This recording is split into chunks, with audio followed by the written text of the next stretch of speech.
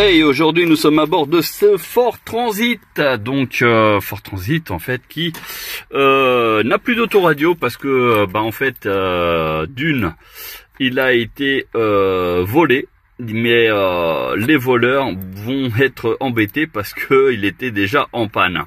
Donc c'était un autoradio tout simplement classique avec radio CD, tout ce qu'il y avait de plus banal. Et du coup, on en profite pour mettre ce fameux donc autoradio tablette. Donc vous voyez, un DIN. Donc là, c'est pour un 2 DIN. Pour nous, c'est pas un problème parce que on va l'installer. Vous allez voir que ça va être super. Alors, c'est parti. Le problème ici, c'est que les voleurs ont volé l'autoradio, certes, mais ils ont oublié la prise. Et la prise, elle est bien spécifique. Du coup, ils pourront pas l'utiliser. Mais bon, c'est pas grave. Nous, on va virer justement la prise, ici présente, et on va pouvoir brancher. Donc, ça a été fait avec des dominos, ce qui est très bien. On va pouvoir retirer proprement ce faisceau et mettre le faisceau qu'il faut pour le nouvel autoradio, qui est tout simplement ici en version ISO. Voilà, donc comme vous pouvez voir, c'est un autoradio qui est assez complet. Il y a même une sortie pour caisson de basse. Il y a des entrées auxiliaires et il y a même des sorties vidéo. Donc voilà, ça c'est pas mal. Et en plus de ça, il y a même un USB ici. Pour rajouter, à savoir qu'il y a quand même un USB en façade. Voilà. On va vous mettre tout ça en place, vous allez voir. Le produit, c'est l'un de nos best-sellers parce qu'il est pas cher. Avec l'installation incluse, on est à peine à 199 €, tout inclus. Donc comme quoi, c'est vraiment pas cher. Donc écran tactile bien sûr, et clonage de vos applications sur l'écran. Donc c'est-à-dire que vous pouvez même regarder un film en roulant. Voilà. Donc ici sur cette dépanneuse, comme c'est une 3 places, les passagers pourront regarder un film pendant que le conducteur lui conduit. Alors comme vous pouvez voir, on a déjà fait donc le repérage en fait des prises, parce que je vais mettre cette prise là en ISO, donc je branche sur ce qui était déjà. Ça c'est l'ancienne prise, vous voyez, qui est là, qui est suspendue, parce qu'on va finir de la connecter. Au niveau de l'alimentation, donc j'ai branché le principal, et après il faut que je fasse une recherche par rapport à ce qu'il reste pour brancher les deux autres fils qui me restent. Là j'ai la masse qui est le vert, et j'ai le plus permanent qui est celui-là, qui est le beige. Voilà. Alors chose qui me paraît bizarre, c'est que vous voyez, je mets un faisceau quand même assez avec des fils qui sont assez épais, et de l'autre côté c'est des fils qui sont super fins. Mais bon, c'est pas grave. Ce qui compte, c'est que ça fonctionne. Donc je finis de installer au niveau des haut-parleurs. Là il me reste, donc en fait sur ce véhicule il y a que deux haut-parleurs. Donc là il y a le gauche, là il y a le droite. Donc, et encore, ce qui est bien, c'est qu'ils avaient laissé en fait les étiquettes. Donc pour moi c'est encore plus simple au niveau des haut-parleurs de brancher. Donc du coup je prends bien au niveau des petits fils. Donc là le rouge c'est le plus avant gauche, et là le jaune à côté c'est le plus avant droit. Donc celui qui est derrière c'est le moins, ainsi de suite. Donc là ici la première rangée c'est des plus, et la rangée d'en dessous c'est des moins pour les haut-parleurs. Allez, je continue. Voilà, les câbles ont été faits. Donc ça c'était celui qui était en place. Donc comme vous pouvez voir, c'était tout ça qui était connecté. La prise elle est comme ça. Donc j'ai retiré. Donc ici, comme il n'y a que deux haut-parleurs et que j'ai une sortie 4 et que l'autoradio alimente bien en 4x50, histoire d'avoir plus de puissance, on va pas gâcher, on va brancher les autres câbles, mais sur les haut-parleurs qui sont connectés à la voiture. Pourquoi? Parce que ça va doubler la puissance. On va se retrouver avec du 2 fois 100 watts. Et oui, donc comme ça, il vaut mieux avoir trop de puissance que pas assez. Et en même temps, ça sert à rien de laisser déconnecter. Donc comme ça, on va reconnecter. Et vous allez voir, ça va être très très bien en termes de puissance. Voilà, donc ça c'est le petit gadget. Donc soit je branche directement ici, ou alors je fais une boucle tout simplement et je les branche en dessous. Voilà. Donc à mon avis, je vais plutôt les brancher là parce qu'au niveau du domino, en fait, ça a été vraiment prévu pour un seul fil et ça risque d'être compliqué si je branche plus, notamment pour pouvoir passer les câbles à l'intérieur. Donc je vais faire une bouclette, tout simplement. Je vais les brancher en direct en dessous et comme ça sera nickel. Ça évite aussi une surépaisseur en haut. Voilà, ça c'est la petite astuce. Voilà, comme je vous ai dit, je faisais des boucles, donc j'ai passé le jaune là, juste à côté, le blanc juste à côté, et ainsi de suite. Donc en fait, il faut surtout bien respecter, c'est-à-dire que il ne faut pas les croiser, il faut juste mettre l'un pour l'autre, et pas partir du bas pour aller vers le haut, et inversement. Parce que sinon vous mettez du plus avec du moins, et ça peut à ce moment-là griller l'amplificateur de l'autoradio. Mais si vous le faites comme ça, il n'y a aucun problème. Regardez bien les couleurs des fils, vous voyez, dans ce cadre là il n'y a aucun problème. Donc vous allez vous retrouver, enfin là pour cette autoradio, 2 fois 100 watts au lieu de 4 fois 50. Voilà, et ça c'est une astuce valable pratiquement sur 80 voire 90% des autoradios actuelles. Voilà, si vous avez que 2 sorties, le simple fait de faire ça vous permet d'amplifier encore plus la puissance, sauf que il faut être sûr que vos enceintes puissent admettre une telle puissance. Voilà, ça peut être un grand hic. Pour le reste, là on va finir de câbler, donc du coup il faut que je parte au repérage par rapport à cette situation. Allez, c'est parti, parce que sur cette partie-là, ça va être vraiment plus compliqué. Bon, bah, on pense avoir repéré, donc, voilà les branchements. Donc, la masse, le plus permanent et le plus mémoire. Voilà. Pour l'autre, c'est en fait, si on allume les lumières, ça affiche, en fait, les touches.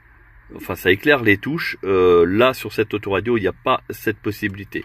Tous les autres ici, ce sont pour des branchements amplificateurs, branchements caméra de recul, antenne électrique. Voilà, donc c'est les principales. C'est pour ça qu'ils sont pas connectés.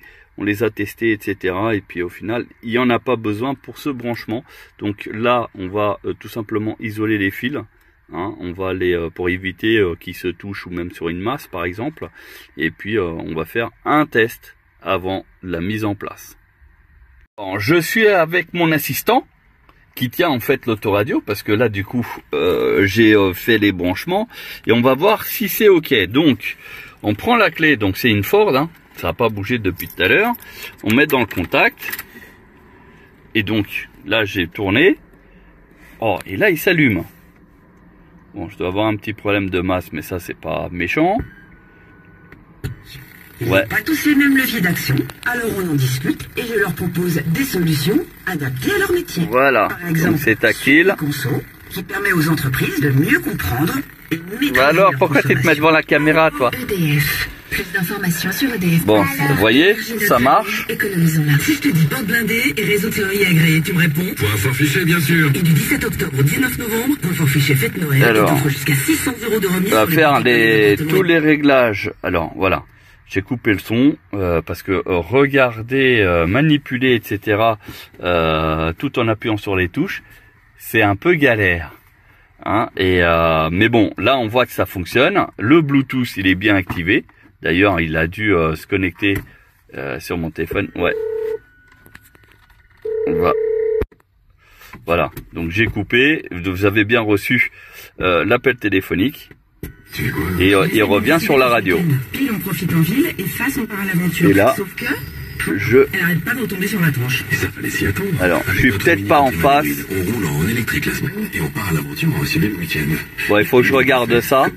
Du coup, En tout cas, quand je coupe la clé, enfin ça coupe. Donc il faut que je regarde mon problème de masse, voir ce qui se passe. Mais sinon, c'est connecté. Bon bah voilà, là ça fonctionne, il n'y a pas de souci. Et puis donc en fait le problème c'est que c'est l'antenne qui fait un problème de masse.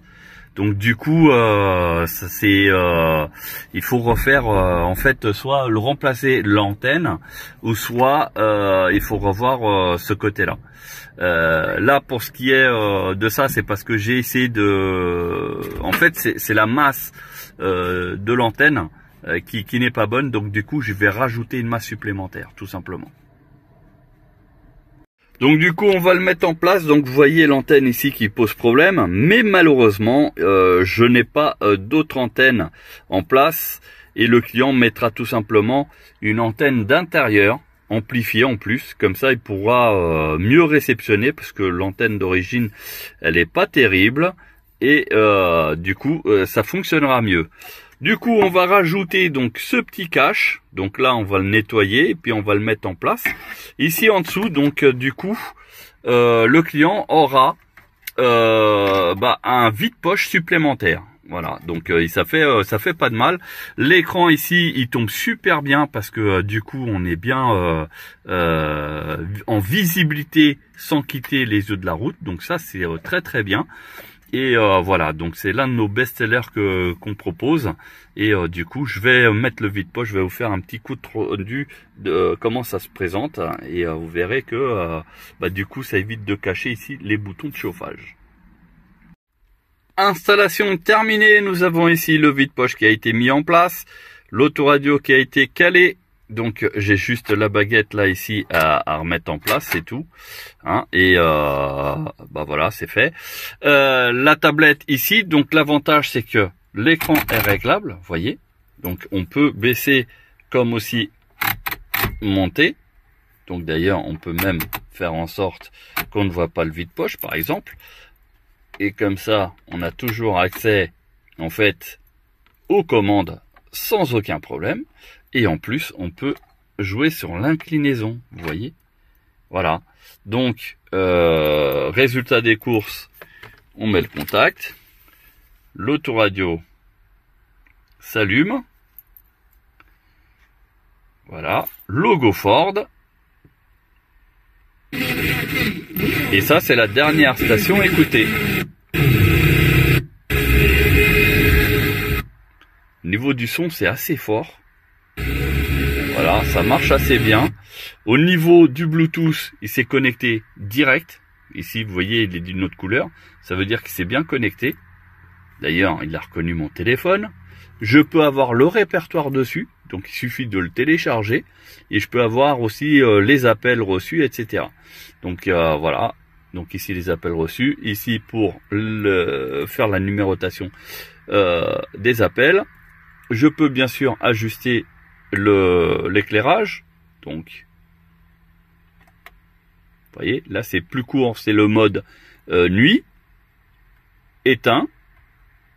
Et là, on est revenu au mode jour. Nuit, éteint. Voilà. Et là, il est en mode jour. Voilà, donc on peut bien sûr regarder les vidéos. Donc l'écran, il est un peu capricieux. On a aussi d'autres touches ici.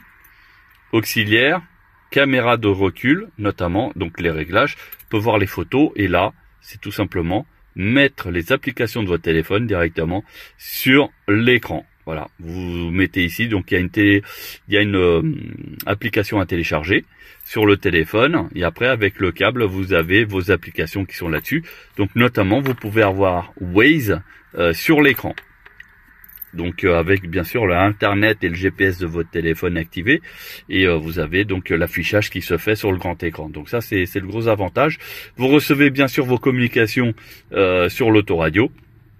Voilà, donc c'est un produit, un best-seller que nous proposons déjà depuis plus d'1 an et qui cartonne très très fort pour surtout les voitures qui n'ont pas l'emplacement de 2 DIN. Donc là, il y avait l'emplacement pour, mais le client voulait vraiment un truc de différent, etc. Parce que là, pour le coup, l'écran, il est beaucoup plus grand que le double DIN. En fait, c'est ni plus ni moins le double d'un écran double DIN, voilà, pour ceux qui voulaient savoir. Donc pas mal de réglages, bien sûr une sortie 4x50 watts dessus, et possibilité de brancher une prise USB qui se trouve là, ici derrière. Là on la voit pas, mais elle est bien derrière. Tac, voilà la prise auxiliaire, tout est dedans. Voilà, donc si vous aussi vous êtes intéressé par ce genre de matériel, n'hésitez pas à nous contacter et puis vous verrez que ça sera installé dans les règles de l'art. Regardez, là je coupe le contact, vous voyez, l'autoradio s'éteint sans problème et là on le et tout ça avec donc la voilà. Alors le son il est un peu fort, mais globalement il y a peut-être un petit réglage à faire pour qu'il démarre moins fort. Voilà. En espérant que cette vidéo vous a intéressé. Si vous êtes toujours intéressé, abonnez-vous et suivez-nous sur les différents réseaux sociaux. À bientôt.